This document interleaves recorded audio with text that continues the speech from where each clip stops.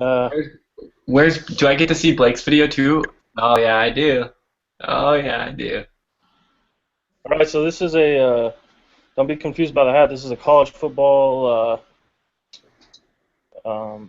look ahead to the this weekend's games, and we're gonna take a look at the Heisman watch, and we're gonna talk about who we might think might be able to come up and put themselves in the Heisman discussion, and or maybe just boost their draft stock.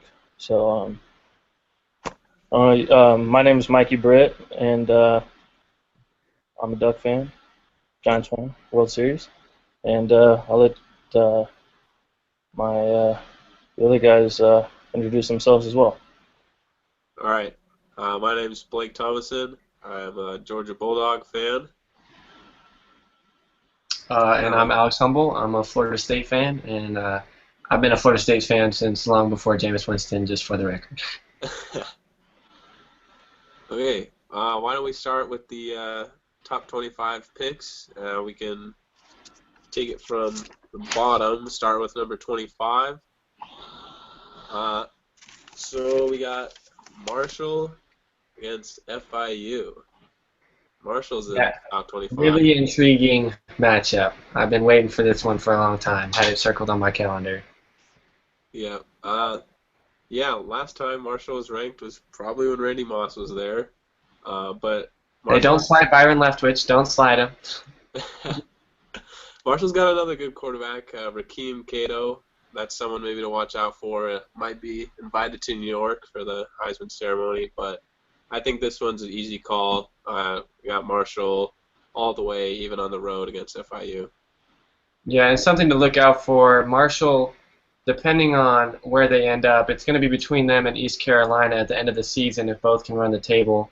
One of them is going to end up in the New Year's Six, one of the New Year's Six bowl games. So it'll be interesting to see just how Marshall just goes about their business throughout the season. So After a lot of film on FIU this week, I just don't see them being Marshall. I don't see them being Marshall this week. Nah, I don't watch film. yeah, definitely, definitely. All right, let's move on. Next up, Clemson, Boston College. This matchup is going to be fun, actually. I'm an ACC fan, just from association with Florida State, and Clemson, they kind of hit their stride after the Florida State game, but now that Deshaun Watson's hurt and out, it's going to be interesting to see how they perform on the road at Boston College, who Boston College averages 316 yards per game on the ground, as you guys remember that USC slaughter. But Clemson is the only team they have a top 11 run defense, and they're the only team in the top 11 to face a man named Todd Gurley. So that makes it even more impressive. They're led by Grady Jarrett, defensive tackle up the middle, completely shut down Florida State in the run. It's going to be a fun game, honestly, but I got Clemson on top. I'm actually going Boston College here. I thought that Clemson didn't perform as well when Deshaun Watson wasn't the starter, and now that he's hurt, I can't even remember the quarterback's name. Oh, Cole Stout, yeah, Cole Stout, senior. The offense just didn't seem. I remember I watched them play against Georgia, and they really didn't get much going until Watson came in, and with him out, I like Boston College. They, like you said, they have a really good rushing attack. They shredded USC's defense, and Gurley did the same thing.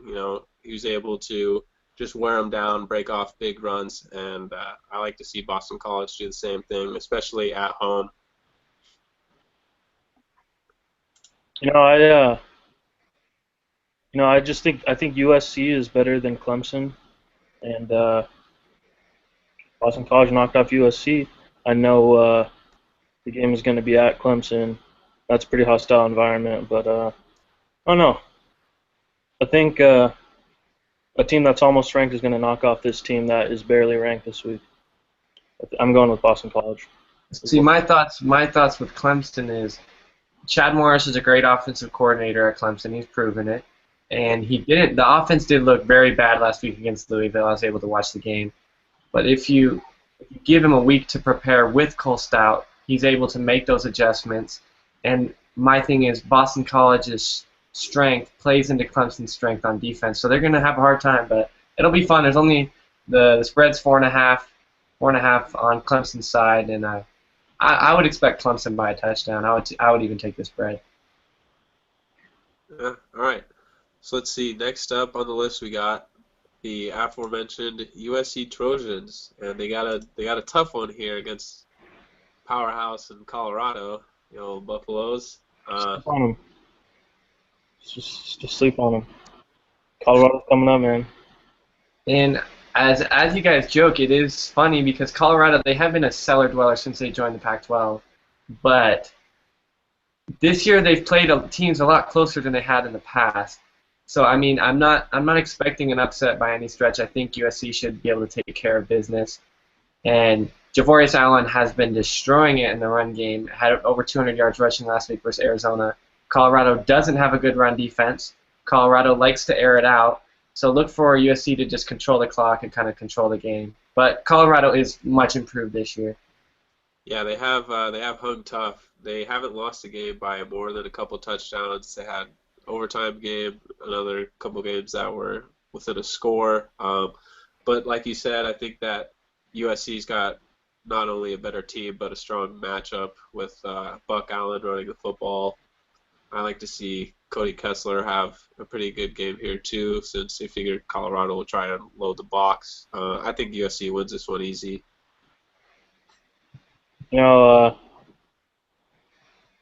SC, I think, is going to take this one. Look out for Buck Allen, like Blake said. He's an NFL running back, I think. Every time I turn on SC, he's picking up chunk yards like constantly. Yeah, SC. Make it simple. All right. Let's see what we got next. We got Nebraska and Northwestern. Nebraska goes to Northwestern. Personally, I think this one will be pretty tough. Northwestern, their record doesn't really show it, but they've been a good football team. I just think at the end of the day, Amir Abdullah and balanced offense in Nebraska is just going to be too much. I think it's going to come down to quarterback play on Nebraska's end. I mean, Northwestern had that big win 2 weeks ago against Wisconsin, but Tanner McAvoy did everything he could to lose that game, despite Melvin Gordon having over 200 yards rushing. And then Northwestern followed up their big win. Looked like they were kind of turning the program around because last year was supposed to be a big year and it wasn't. And they laid an egg against Minnesota last week, so you're kind of wondering what Northwestern team's going to show up. But if you can get consistent quarterback play with Abdullah running the ball, I see Nebraska winning the game. I'm picking Nebraska as well. Northwestern, they just seem to be right on the edge, of an up-and-coming program. They're not helping the Big Ten's image this year, losing to Cal. I'm picking Nebraska this one. All right. So let's see what we got. We got Stanford and Arizona State. This is going to be the first one that we've talked about that features two ranked teams. We got Stanford going on the road. Personally, Arizona State has been a little bit up and down. I know they had a big win over USC, but that was almost kind of USC just gave them a gift. They don't really have much of a defense. I mean, other than that, Hail Mary, that's pretty much why they're still ranked. They gave up 62 to UCLA, and UCLA's been pretty inconsistent. Stanford's got the #1 defense in the country. They don't give up a lot of big plays. I just think that Stanford is a good, disciplined team, and they'll be able to dig this one out on the road. This is a tough game to call for me personally. Arizona State, they looked terrible in the UCLA game, but to their defense, there was a couple return touchdowns in that game. It was Berkovici's first game starting under center, and he's looked pretty impressive. I'm not a big Taylor Kelly fan myself, and I think with Berkovici under center, this is going to be a better game than you think. My thing is Stanford has been so consistent under David Shaw, you just can't you can't bet against them. 3 losses this early in the season, that hasn't happened under David Shaw. They've just been consistently a great program, and I can't pick against them for that reason. They just prepare so well. As an Oregon fan, it's tough for me to pick against Stanford. Stanford is the favorite in this game, despite being ranked 23rd, and Arizona State's ranked 17. Yeah, that is interesting, and Arizona State is at home, which you would Yeah, think a higher-ranked team at home would be ranked higher, but Vegas isn't buying it either. yeah. So, it's hard to go against a good defense. You know that they're going to show up as a fact, and yeah, I think Stanford scores enough points for their defense, and they win it. All right. So moving on, we got Ohio State playing Rutgers. Rutgers, they have a good record as of right now. They're 5-1, but I wouldn't be fooled by it. They lost to a mediocre Penn State. They really don't have any quality victories except for a field goal win over Washington State at the beginning, but even then, that's not that great. They just had a 2-point win over probably the most disappointing team this year, Michigan. I think Ohio State, they've got it together. They've bounced back since they had their Virginia Tech loss. They're averaging over 500 yards a game, and they're doing it with a balanced offense, about 250 yards rushing and over 250 yards passing. JT Barrett has come into his own. I don't see Ohio State losing this one. Yeah, I was going to say the same thing. JT Barrett, in the beginning of the season, it was like, oh, please don't lose the game. Ohio State fans were just, that's not what it kind of seemed like. They weren't going to be able to move the ball without Braxton Miller. What's going to happen? And it seemed like he was kind of tentative at first, scared to make the big play and not really checking his progressions and everything. That's where you saw some of those mistakes early on in the season. But it looks like they've kind of patched things up and been rolling through the schedule. So I'm going to take Ohio State as well. Yeah, it's hard to pick a team that didn't look in Rutgers. That didn't look too dominating against a Howard team. Um, Washington State had their way with them for a while until the end, I believe. Uh, they snuck out. They beat Michigan by 2. I guess you'll take that, even though it's Michigan's down year for sure. Hard to pick against Urban Meyer in the regular season. Um, I'll take the Buckeyes. All right, so we got another tight matchup here. 2 ranked teams. We got TCU and Oklahoma State. This one is in Fort Worth, TCU, their home stadium. I think this one's going to be a really close game. TCU, if not for just disastrous final 9 minutes of the fourth quarter, they're on the brink of being in the playoffs right now as a top 4 team. They still have very potent offense. They're able to put up 58 on Baylor. Trevon Boykin looks really good. I think you got to have some question marks about the defense, though, after last week. I mean, Baylor's obviously hard to contain, but they definitely left something to be wanted. I think that Oklahoma State, they've had kind of a quiet, good season. They really battled against Florida State. I think this one's going to be close, but at the end, I just think that TCU is just a little bit better, and I think the home field crowd is just going to go on the slight edge. I'm taking a kind of weird angle on this game. The TCU's coming off an emotional, heartbreaking loss last week where they had a win expectancy, said they had a 98% chance of winning the game when they were up by 21 in the fourth quarter. And then you look at Oklahoma State and how they played last week. They barely beat Kansas, and Kansas has been awful for the past 4 or 5 years in the Big 12. But I think Oklahoma State had a little case of looking ahead to TCU this week. Oklahoma State is battle-tested, and they really responded well to losing their quarterback, J.W. Walsh, after the Florida State game. I love Tyreek Hill, explosive player. They utilize him in lots of different ways in the slot, return, and running. I'm going to take Oklahoma State on the road. I like Mike Gundy, and I think they're going to get it done. Guys, neither of these teams were ranked in the preseason. You think these programs have been around, been top performing teams about last 5 or plus years. Uh, I'm going with TCU on this one. Um, I think Baylor is a really good squad, and I don't think of that as a bad loss. They're in a position to win, but it's impressive that they were in a position to win to begin with. And it's a toss up, but I'm going with TCU for this one. I like Trevon Boykin, and I'm a big Gary Patterson fan as well. I think he'll get the defense settled down a little bit. I think Or a big one more thing to mention about this game is Oklahoma State. They lost 17 starters from last year's team on both sides of the ball. That's the most in all the Big Five conferences. So you talk about getting into their own and finding a rhythm as a team and finding their own identity. The later in the season you go, the more dangerous they're going to be because they've had so much turnover. And I was so impressed by them in week one, and just to see how they battled back and just taking care of business every week.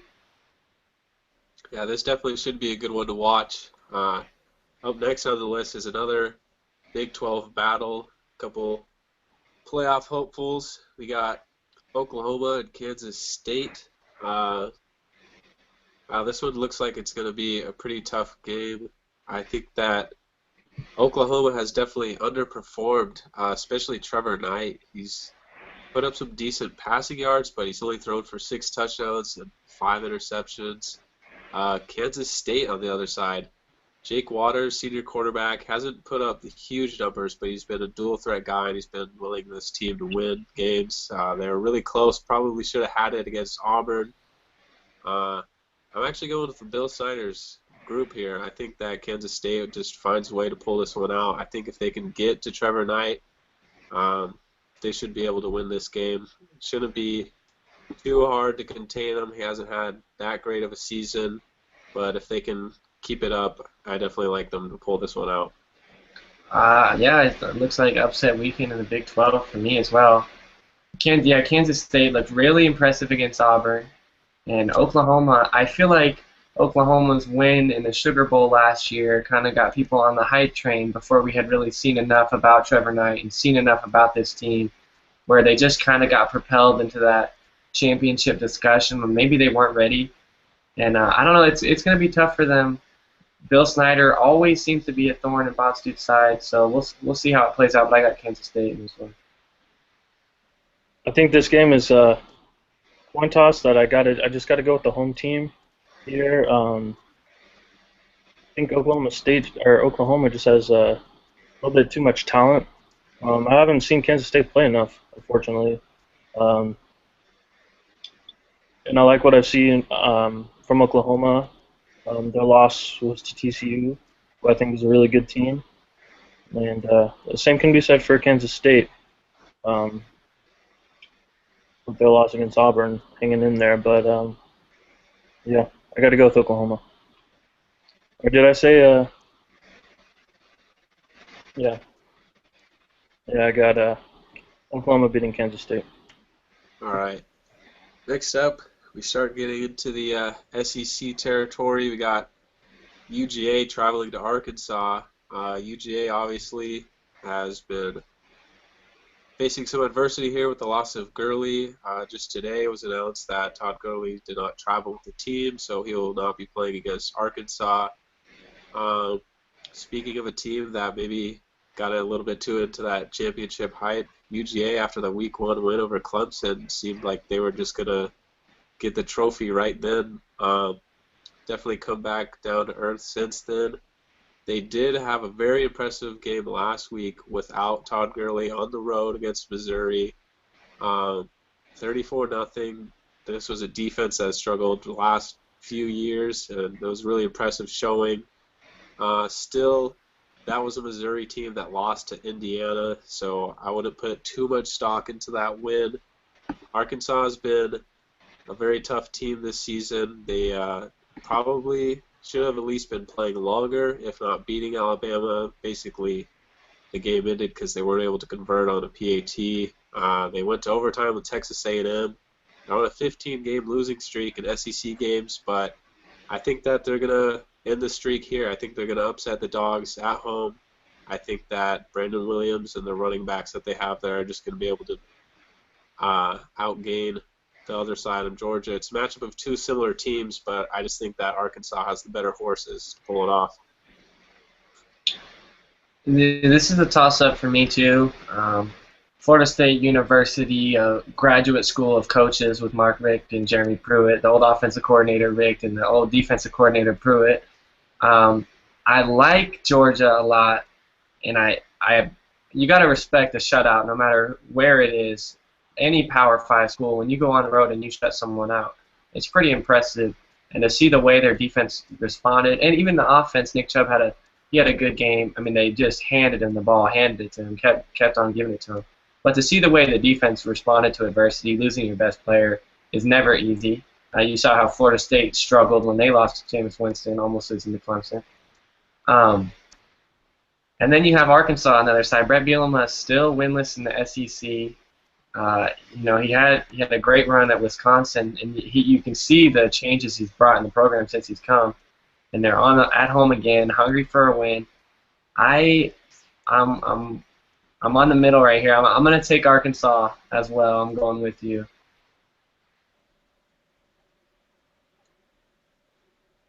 I got the Dogs. Give me the Dogs. Give me this win right here. Georgia looks so impressive against Missouri. That really stood out to me. Just their stable of running backs, it's ridiculous. Chubb coming in, doing his thing, freshman. They're only going to get healthier from here.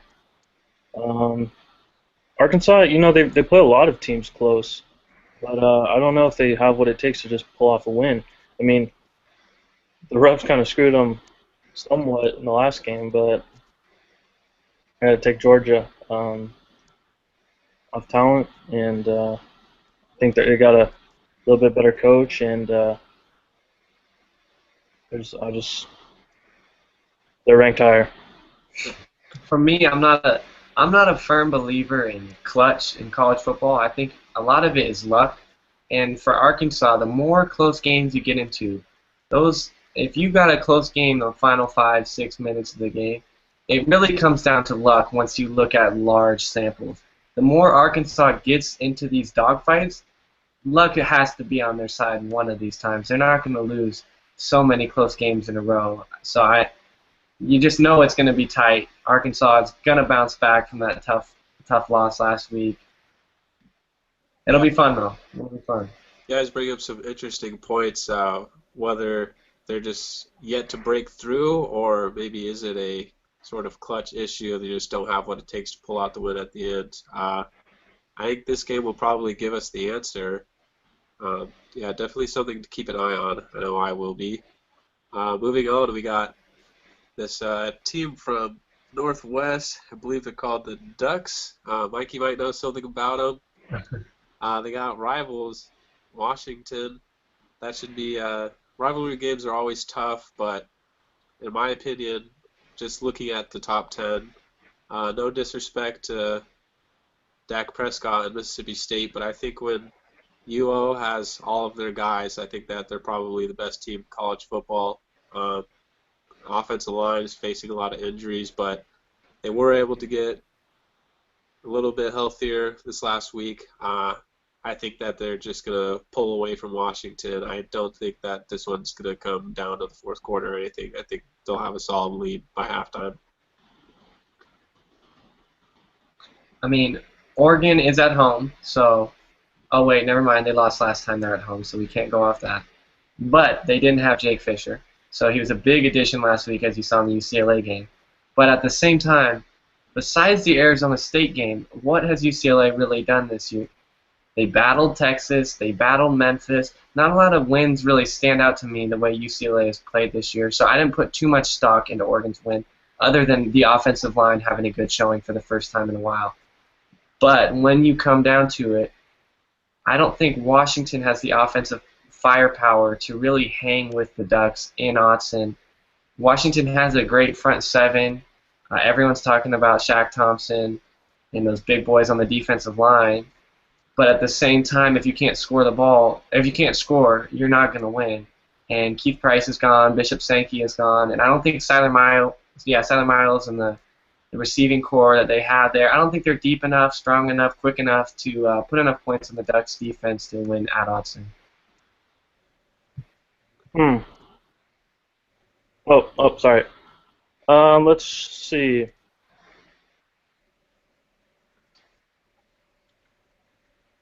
I don't really have enough fingers, but we got 10 in a row. I think we're gonna make it 11 this year. I got to be a little biased, but I got to tone it down for 1 second. The Ducks cannot overlook the Dogs, the Washington Huskies this year. This is a rivalry game, despite the 10 game win streak against the Dogs. Um, I look at this stat right here. Since Kenny Wheaton made the pick on August 22nd, 1994, I believe, the Ducks have a 731 win percentage. They're 177 and 65 since that game. The best in the Pac-12, Pac-10, Pac-12, Pac-8. Um, I look for them to continue that, and I look for them to cover the spread. 21. The Ducks. All right. So let's see. After that, American Dunk fan over here. Not bad. all right, we got Michigan State facing Indiana. I think this one might be a little bit more interesting than people might expect. I don't expect it to be competitive for long. I think Michigan State eventually will pull away at the end, but something to watch. Indiana is the seventh-ranked team in rushing yards. That is a strength of Michigan State. The defense, they've always been stout under Mark D'Antonio. They're also a strong rushing team, and they're also a high-scoring team. You don't really picture Michigan State up there with the Baylors and the Oregons of the world, but they are fourth in points. And the last time they faced a team that was really good at rushing the ball, it was Nebraska with Amir Abdullah, and they held him to 45 yards, about 2 yards a carry. I don't imagine Indiana getting off, but I do think that it will be close, early. Something might happen there. I just think that Michigan State is too good. All right, I got some sets for you guys, and I got a name to watch. Tevin Coleman. He's the nation's leading rusher, 1,060 yards on the ground this year, 9 yards a carry. No one's talking about him. Everyone's talking about Melvin Gordon.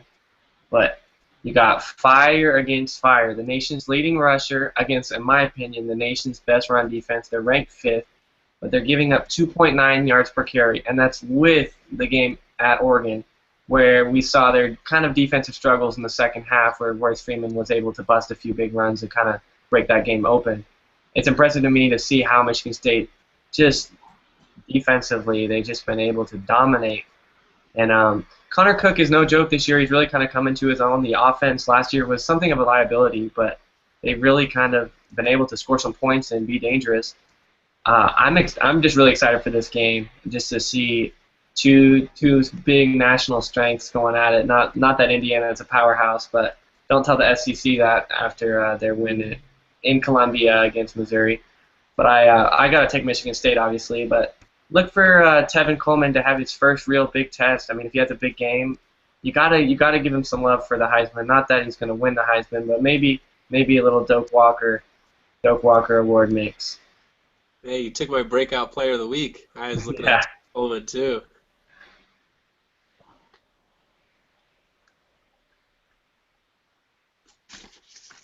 I got to go with Michigan State. Kind of wish this was basketball season right now. Get a nice little matchup right here. I think this is a really good football matchup though this year. Michigan State's just stout, and they really hung in with the Ducks. That game could have gone either way. A couple plays go the Ducks' way, and they pull ahead as they make a lot of close games look a little bit like a wider margin. But that was a really close game. Michigan State could have taken it easily against the Ducks. I should probably be talking about Indiana, but Michigan State just impresses me. Defense is too good. Connor Cook, I think, is an NFL quarterback for sure. And Michigan State's pulling out a lot of QBs lately. So, yeah, watch out for him. Yeah, definitely. They got Hoyer and Drew Stanton in the NFL, and I think Connor Cook will be the next one. I think he'd be very good. Up next, another SEC battle. Two Forget teams. about Kirk Cousins. Yeah, Yeah, Kurt. And actually, with this game, it's kind of funny. I just wanted to bring up there's such a debate with the polls and recency bias. How Michigan State is ranked 8th, but Oregon is ranked 9th. They're both one-loss teams. So how can you put the team who beat the other one behind? It just doesn't make sense to me. I mean, Arizona is no slouch. I mean, I think they were a little overrated. They got a little too big of a boost, and you saw that with USC taking care of business last week against them. But to have Oregon ranked below Michigan State is a little suspect to me. Like, people aren't doing their due diligence in their voting. yeah. It is only the AP poll. At the end of this month, we'll see what the college playoff committee thinks about the ratings. But just something maybe in defense of that is you compare the losses. Obviously, a loss to Oregon looks better than a loss to Arizona, especially a loss at home.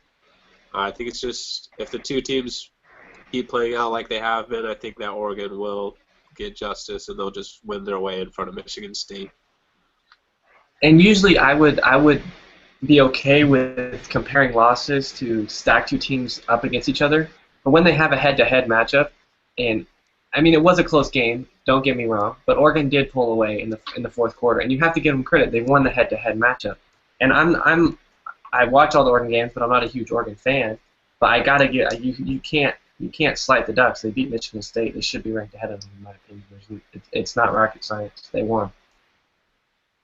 Yeah, yeah. If this was the poll at the end of the season and Michigan State was 4 and Oregon was 5, there would definitely be Eugene would be an unhappy place. Oh yeah, it's definitely nitpicky on my part. Not like the polls really matter at this point in the season, but it is something to talk about. All right.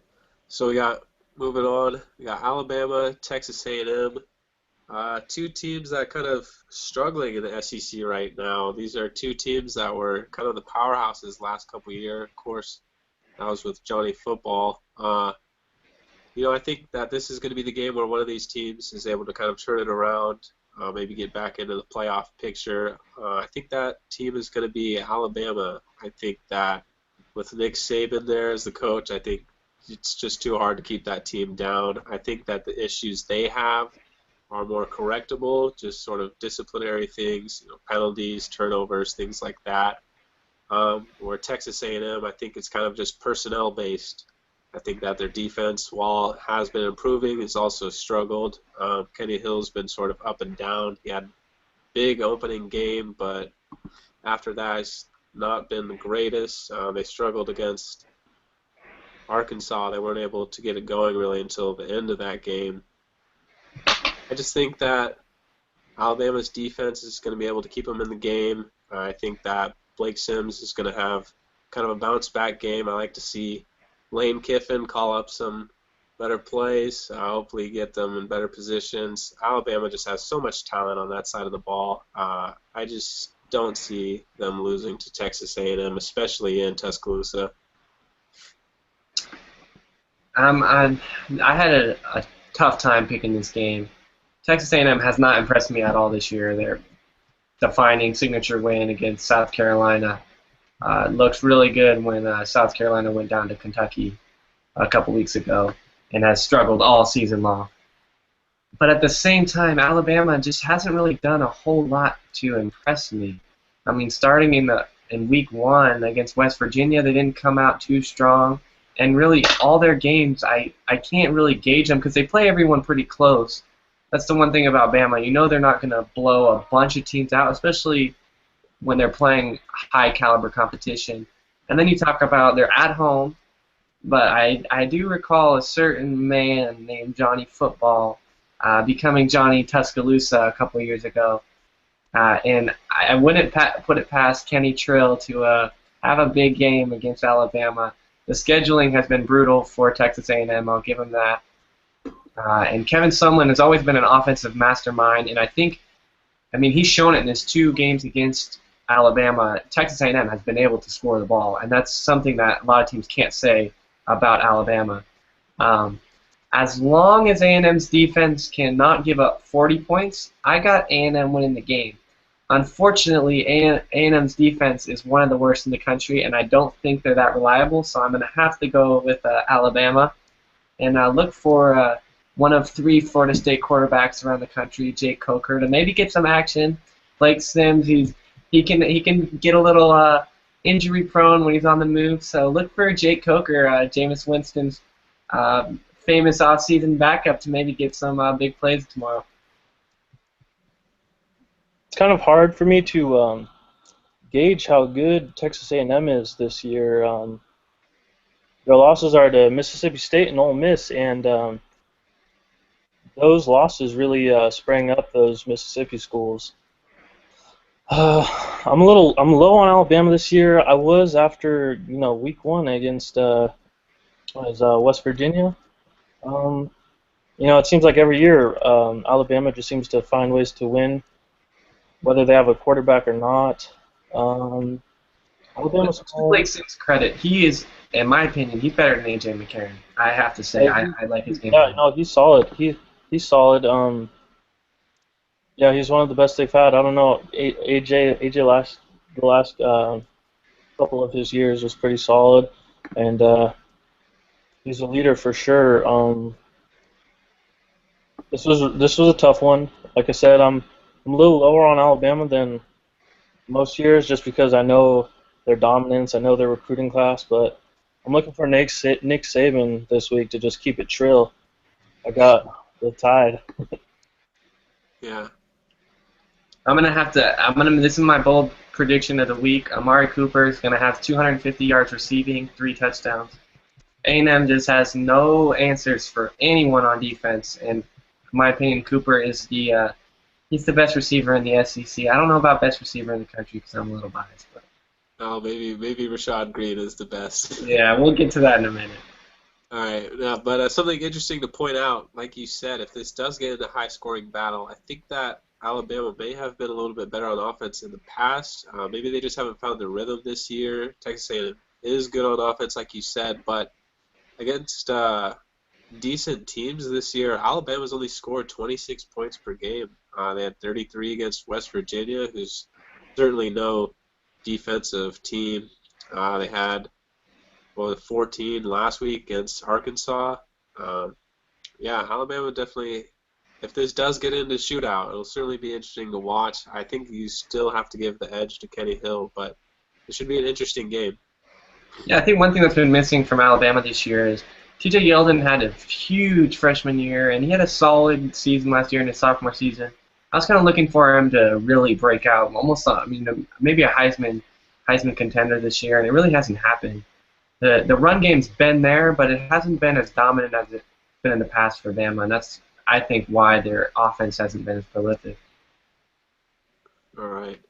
So moving on to a couple teams that have been great on offense. We got Baylor and West Virginia. These are 2 top passing teams. I mean, Baylor put up 61 last week on a TCU team that's supposed to be one of the best in the country on defense. But Baylor's also been pretty solid on the defensive side of the ball. They're ranked 20th in the country, and they've just been rolling through the season. West Virginia, I don't know. There's definitely something interesting there. Their 2 losses were to Alabama and Oklahoma, 2 very good teams, but they did look less than impressive against Maryland and Texas Tech. Interesting to see which West Virginia team comes out. There's another of the Florida State quarterbacks there, Clint Trickett. Oh, yeah. Interesting to see if he's able to get anything going against Baylor. I think that if he does, there's definitely a chance that they could win. But I'm just going to have to go with Bryce Petty and Baylor. I think that they've definitely found their stride here early in the season. Should be able to continue against West Virginia. All right, so last time these 2 teams battled in Morgantown, it was a fun game. If you can recall, there was a man named Geno Smith at the helm of West Virginia. 133 points scored, absolutely 0 defense. Kind of akin to a game played last week between TCU and Baylor. And I expect nothing different. I think Baylor's defense is going to live up to the the great showing they had last week. And I think it's no fault of their own, really. I don't think they're a talented bunch, but when your offense scores so much, you're going to be on the field all game long with those hurry-up, no-huddle offenses. It's going to be interesting for me to see. West Virginia is a good team at home. Dana Holgerson's, he hasn't really had that signature win since he's got there. They've been a good program, but they really haven't been able to put things together the way that I think they would wanted to when they brought him in from Oklahoma State.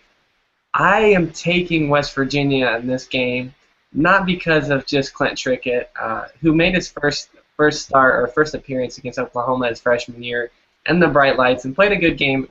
And I just think that Baylor, this is a real sleeper game for them. They had such a big emotional win last week with that comeback.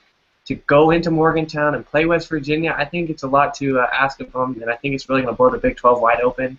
I'm taking West Virginia. You don't always get a matchup between two head coaches named Art and Dana. Man, West Virginia's schedule. Looking at this thing, man. This will be the third top 5 team at the time that they'll have played this year. Alabama, Oklahoma, Baylor coming up.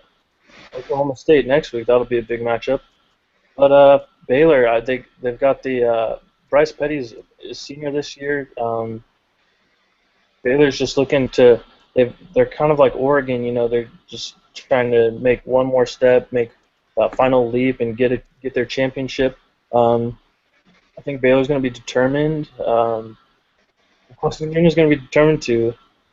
Cliche, but I like Baylor. I like their quarterback over Clint Trickett, and I think that's what it's going to come down to this week. I mean, for me, I just feel like besides the TCU win, Baylor hasn't really done much to impress me so far this season. I mean, they've won, yes. They're a talented team. And so this isn't always the best way to judge things, but then I go back to last year, and they lose to UCF in the Fiesta Bowl. And for a program that's really looking to cement themselves on the national scene, I just don't trust them yet. And I think that those programs that haven't got to that level where you just consistently expect them to win, where you can just rely on them, like Saban at Alabama and the way Florida State's been rolling, and how Oregon's been for a couple years, I mean for the last 6 or 7 years, those sleeper trap games, I think this is it for Baylor, and I'm taking West Virginia. So this is trip up weekend of the Big 12 for Alex. You know? Oh yeah, I'm taking that lower tier in the Big 12. There's something to be said about just winning that ball game against TCU. You know, it might not have looked pretty, or to some the comeback was pretty, but there's just something to be said about pulling out wins, just finding a way to win. I'm just kidding, but yeah, I got Baylor. Yeah, absolutely. Definitely 21-point deficit, fourth quarter is no easy task. Big down 3-2 against Wainwright, who's dealing. That's not easy, but certainly impressive. Next up, we got Ole Miss and Tennessee. Ole Miss, obviously, is riding high right now. They're 6-0. They beat back-to-back top 15 teams. They look really good on both sides of the ball. Bo Wallace, there are some question marks about whether he's going to be consistent enough for them to do well this season, but he's answered those questions. He's played well. Something interesting here, though. Tennessee has won 13 of the last 14 matchups. So far in the SEC, Tennessee's lost twice, but those games were only by a total of 4 points. So there's definitely a lot of juice. I like what Butch Jones has done to the Tennessee program. They're certainly on the rise. Just don't think that they're quite there yet. They really haven't beat anyone. They've hung tough, but I think that they're a year or two away from being able to take that next step and actually get those W's. I think that Ole Miss and Tennessee battle for a half, and then Ole Miss just pulls away. Yeah, I'm right there with you on this one, Blake. I think that Ole Miss's defense has just been so impressive this year, and the way that they just battled the last 2 weeks, and I mean the whole season. You're kind of seeing all the top recruiting classes that Hugh Freeze has put together the last kind of couple of years coming together and really making a strong unit. Everyone's talking about Robert and Nkemdiche. He's a monster on the outside, and they just have so much speed and strength. It's just you can't see Tennessee. I can't personally see Tennessee pulling it out. Like you said, they're too young, and it's not their time yet. And I think Ole Miss will slip up at some point this season, but this week is not the week. I'm looking at 9 points against Florida, 10 points against Oklahoma for Tennessee. There's something to be said about these two teams. They're continuing to recruit really well, despite. Ole Miss, of course, has turned it around big time this year, looking really good. And that began last year, of course, starting with Kem Dichie headlining their class. But I don't think Tennessee will be able to score enough points against Ole Miss. And that's pretty important, I would say. Can score more points than the other team. Yeah, Ole Miss at home looks pretty good. Yeah. I think that's going to be the consensus pick. The only thing to watch for is maybe Ole Miss is riding a little bit too high. Maybe looking ahead, they still have some tough games in the West. Tennessee is dangerous, but definitely think Ole Miss wins this one. And then I don't think there's any other big games this weekend. Yeah, no, I think we might be missing one. We might be missing one. We got Passy, Florida State, and Notre Dame. Notre Dame comes to town undefeated. Two of these quarterbacks, they've lost one game combined between the two of them, but that one loss was in Florida. It's to Alabama. Notre Dame they've found ways to win similar to 2012. I just think that finding ways to win only works when you're not playing great teams. I think they're going to come into Florida State.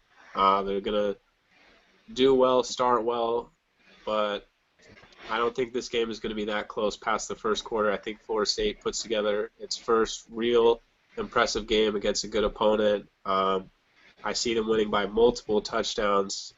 Notre Dame just struggles to run the ball, and they haven't even played a road game yet this year, so it'll be a true road game. It'll be interesting to see how they perform in such an environment. I just think that Florida State, some people have been a little bit low on them, and it's certainly easy to pick other teams when Mississippi State and Ole Miss have been making a lot of noise. But Florida State's quietly bounced back the last couple weeks. They had solid wins. They're convincing. I think that this game, neither team has really been able to run the ball well, and so that means it's going to come down to the quarterbacks, two number fives, and I think that the number 5 and the maroon and gold is just a little bit better. I think that they're going to be able to pull this one out. I think that someone to watch is the freshman running back from Miami, Dalvin. If I have this right, is it Dalvin Cook? Yeah, he had a pretty good showing last week against Syracuse. They're able to get something going. I think he's going to have a breakout game. He's my breakout player for this week. I believe me, I've been waiting a while to talk about this game. So let's just get down to it. Florida State, 22 straight wins. Jameis Winston, undefeated as the undisputed leader of the Florida State Seminoles. And I think there's been a lot of unfair judgment of Florida State this year. I think everyone is they're trying to judge Florida State off what they saw last year. And Florida State averaged a 40-point margin of victory throughout their run to the national championship last year. And let's not get it twisted. This team isn't as good as the team last year. But that doesn't mean they're still not one of the best, if not the best team in the whole country. And I've been waiting every week to really see Florida State put it all together, and they haven't. They haven't totally. They had their defensive showing against Wake Forest, but anyone can have a good defensive showing against Wake Forest. They had their big offensive game against NC State, but the defense didn't show up. They didn't have good tackling. They had a lot of missed tackles in that game that allowed Jacoby Brissett to have a huge game against Florida State. And one thing that concerns me is the Noles have struggled with running quarterbacks in the past. And Everett Golson, he is a smart playmaker, but the fumbling issue, I think, will return again this week. Florida State's defense has my favorite corner combo in the whole country with P.J. Williams and Ronald Darby. You add in the gift that keeps on giving from Jeremy Pruitt, Jalen Ramsey, and Nate Andrews as safeties. Just five-star talent all around. Florida State has one of the most talented defenses you'll see in the whole country. With Eddie Goldman up front, I think they'll be able to not stop Notre Dame's running game, but contain it enough to where they're going to have to make Everett Golson beat them. And I think he's going to make a few mistakes on the stretch that'll cost them the game. I am a huge Florida State homer, that is true. But I'm expecting this game to be a little closer than some expect. I think Jameis, he's had a good year despite all the controversy. And one thing about famous Jameis is when the lights turn on and when the fire seems to get a little hotter, it's when he seems to play his best. And I think the four-letter network's been really on him the last couple weeks, doing almost anything they can to get him out of the game. I don't know why, but it doesn't seem like they're big Jameis Winston fans. So I look forward to seeing what he has to offer tomorrow. Rashad Green recently became Florida State's all-time leading receiver in receptions last week. I look for him to have another big game. He's just so consistent. He quietly gets it done. Just little 12, 15-yard routes, and then he'll bust a 60-yarder. I'm looking for Rashad Green to do more of the same tomorrow. Probably have 150 yards receiving, 2 touchdowns. And Jameis Winston will go to his favorite big man in the middle, Nick O'Leary, no gloves, old school. And I look for Florida State to win this one about 41-27 tomorrow. I'm looking for Florida State to crab walk all over Notre Dame. That's what I'm right now. There's Jameis Winston's football mental makeup is just it's better than Marcus Mariota's, in my opinion. He's a great competitor and steps up in big games. A lot like the 2012 Alabama team that beat Notre Dame in the national championship. Unfortunately, it was kind of a rout. This Florida State team, especially last year, was said to be a mirror image of that Alabama team, and that's not good news for the Golden Domers. I got FSUing this weekend. Yeah, definitely. And one more thing, I'd be remiss if I didn't mention my favorite player in the whole country. I got to give him a shout out. Big Boot Roberto Aguayo, 34 for 35 in his career field goals in just 1.5 seasons. The only field goal he missed was from 50-plus. He's hit from 50-plus, I think, over 5 times in his career. He consistently just makes it look too easy. I mean, he's 121 for 121 on extra points, 34 for 35 on field goals. He's hit 20 in a row, which is a Florida State record. And he's kind of carrying on that tradition. Ever since wide right, wide left, you name it, in the 90s, Florida State has been kicker used. Sebastian Janikowski, Tuscan Hopkins, Graham Gano. They've just been able to pump out kickers, and Roberto Aguayo might be the best one, and I think he's hands down the best kicker in the country. And when you have that on your side, it's a huge, huge asset. Kyle Brinza on the other side for Notre Dame, 8 for 12 kicking this year. He's no Aguayo. Yeah, so that's definitely going to be the difference in the game.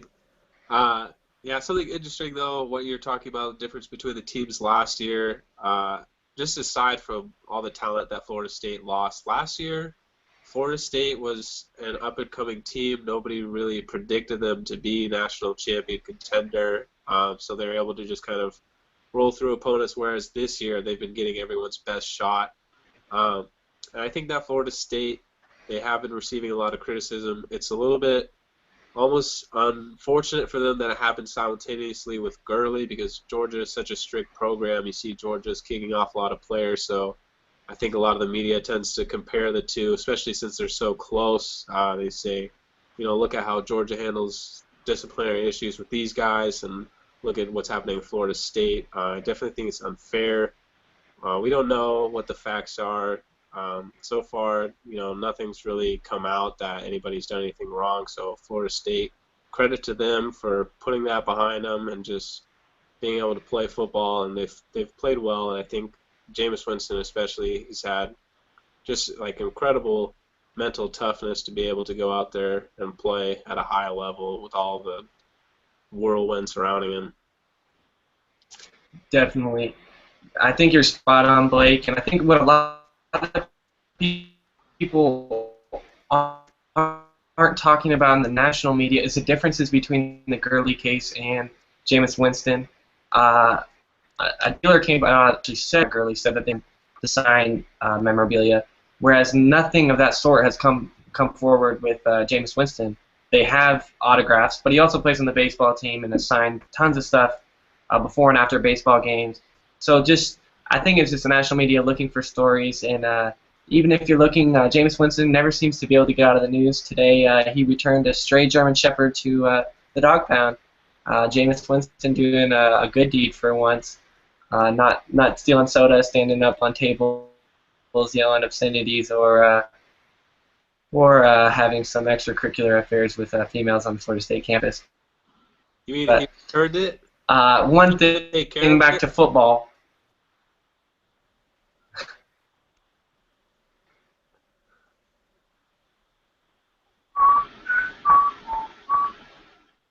Is that? We'll just get back to Lost you the for a little football bit. side. Back to the football side of it. Jameis Winston lost Kelvin Benjamin, his just big time target last year. Kelvin was huge, especially as the season progressed, and Kelvin's killed in the NFL this year. But what's been underrated is the loss of Kenny Shaw over the middle. There hasn't really been that second or third receiver. Nick O'Leary's been consistent. Rashad Green's been consistent. But look for if Florida State's offense is going to have a big game, it's going to be because one of Travis Rudolph, the true freshman, or Bobo, who I like to call Scooter Wilson, one of those two is going to have a big game for Florida State's offense to really hit their stride. All three in favor of Florida State then. Yeah, I think that this 2014 version of the Catholics versus convicts is definitely going to go Jimbo Fisher's way. This would be a nice transition into both the breakout players of the week and Heisman hopefuls. For me, like I said, I have Dalvin Cook, a Florida State freshman running back, breakout player. Notre Dame has been historically good defense. That's kind of what they've built their team around, but you got to be concerned. Last week they gave up 43 to North Carolina. I think that Dalvin Cook will be able to find some room and break off some runs. He's my breakout player. Heisman hopefuls, I have Everett Golson on the other side. Not necessarily that I'm expecting him to just break out this week, but if he was able to pull out a win and have a big game, I think that would definitely put him in the running. It's just certainly a week to watch quarterbacks with Dak Prescott, the Heisman frontrunner, out. You got guys like Mariota, Petty, and Golson who could propel themselves up into that discussion. So if Golson is able to pull out a big win on the road and put up some numbers, I think he's going to be right there with Dak. I'm kind of cheating on my breakout player of the week because he's the NCAA's leading rusher, but no one's talking about him. And I think Tevin Coleman, he just has, I mean, if he has a big game, there's no way that national media can't talk about it against a stout rushing defense like Michigan State, who's held Abdullah, who did a lot of good things against Oregon, wasn't able to stay strong the whole game, but they did a lot of good things against Oregon. But Tevin Coleman, if he has a big game tomorrow, he'll break out onto the national scene and also become a very, very dark horse Heisman candidate. And then my Heisman hopeful even though I picked against them, I think Bryce Petty. I don't think a lot of people are talking about Bryce Petty at this point in the season, but they've been able to win and put up points and make clutch plays. And I think if Bryce Petty puts up the numbers that I think he will in a shootout and they come up on top, he's got to be right there in the Heisman conversation. I mean, Baylor will be right up there in the playoff picture, and the numbers, just the ridiculous numbers that offense is able to put up, just off that alone, he should be right there. Well, I also picked against my my guy to look forward to possibly in the Heisman, but if they pull off this upset, the best player on the Washington Huskies is Shaq Thompson, by far. And how great would it be to see a defensive player take the Heisman? This guy is doing things that the Honey Badger did, honestly, and he's been a great player. He's one of those little guys that moved up from safety, playing linebacker, that I like a lot. And if he wasn't on the Huskies, I'd be a big fan of this guy. Almost went to Oregon. He's friends with Eric Armstead, but I don't know. Blake kind of took my pick. I was looking at Everett Golson, like, man, this guy's a proven winner. And beating Florida State would just shoot him up after missing a year of college football. And yeah, I like Shaq Thompson a lot. That's a sleeper, but we'll see. Yeah, someone else to watch out for. Uh, we've talked about the matchup a lot. I think that Alex even went with West Virginia. Wide receiver Kevin White, he's on pace for almost 2,000 yards this season if you include his average with the bowl game. I think that if this does get into a shootout, he's going to be a guy that's going to be putting up a lot of big plays. Baylor certainly been suspect in that area, allowing big pass plays. Kevin White, someone that might not necessarily get the huge national recognition, you might just see him as a star, a three-star player on ESPN, but definitely a name to look out for in a big matchup. And I mean, not that 2 years ago means much towards this matchup this week between Baylor and West Virginia, but if you do remember, Tavon Austin did set West Virginia's receiving yards record in that game. He had over 300 yards receiving. Stedman Bailey had like 270 yards receiving. And on the other side, Terrence Williams had over 260 yards receiving for Baylor. So then the numbers were there last week. I think Kevin White could have a huge game too, because you know it's going to be a shootout in Morgantown tomorrow. All right. So those are our picks for Heisman hopefuls, breakout players who we expect to win. Thanks you guys for watching. We will be coming out with more of these. We'll have one hopefully on Sunday as a sort of reaction to what happened Saturday and possibly during the week if any news comes out. Otherwise, it'll just be next Friday. So keep on watching. And if you have any kind of questions you want to submit or any kind of topics to be discussed, you can certainly submit those. We'll definitely do our best to answer those and talk about them. Yeah, and let us know what we can do better. This is our first episode. And don't just tell me to shave. This is my playoff beard. I got to represent. I don't want to be the one in charge of the Giants losing, so I got to keep it. Yeah, let us know what we can do better. Sure, a lot of things, but it just helps to narrow it down. And yeah, happy Friday, and let's have a nice Saturday on football. Yeah, all I got to say is go Noles. Go Dogs. Let's go, Dex. All right, see you guys later. 100.